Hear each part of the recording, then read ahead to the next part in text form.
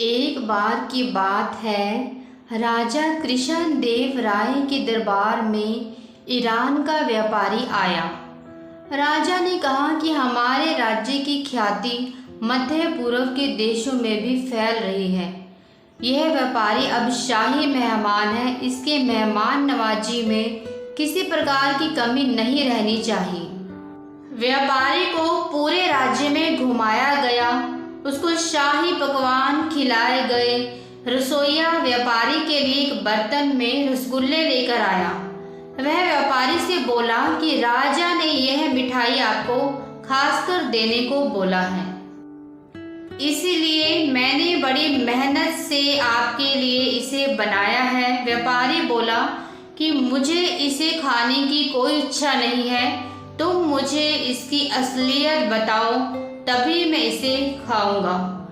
रसोइया इस बात पर हैरान रह गया और राजा को जाकर उसने यह बात बताई कि व्यापारी रसगुल्ले की असलियत जानना चाहता था।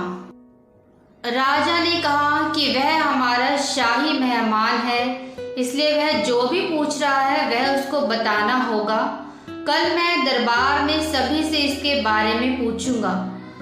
राजा ने अगले दिन दरबार में सभी दरबारियों के सामने रसगुल्ले की असलियत के बारे में पूछा तो सभी दरबारी हंसने लगे। राजा ने इसके बाद तेनालीराम से पूछा कि क्या तुम रसगुल्ले की असलियत को व्यापारी को बता सकते हो? तेनालीराम ने कहा कि वह रसगुल्ले की असलियत को बता सकता है, लेकिन इसके लिए मुझे चांदी की कटोरी और एक चाकू चाहिए। राजा ने कहा कि तुमको जो चाहिए वह तुमको मिलेगा, लेकिन तुम इसकी असलियत बताओ।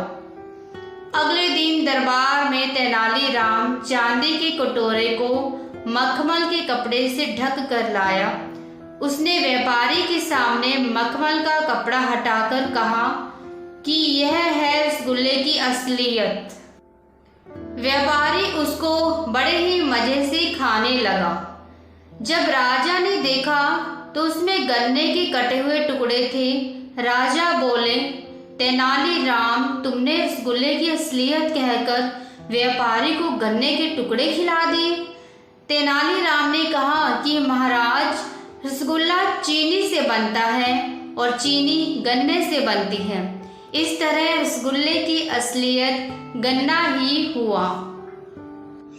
उसकी यह बात सुनकर राजा बहुत खुश हुए, तेनालीराम की प्रशंसा की और व्यापारी को भी अब अपने सवाल का जवाब मिल चुका था।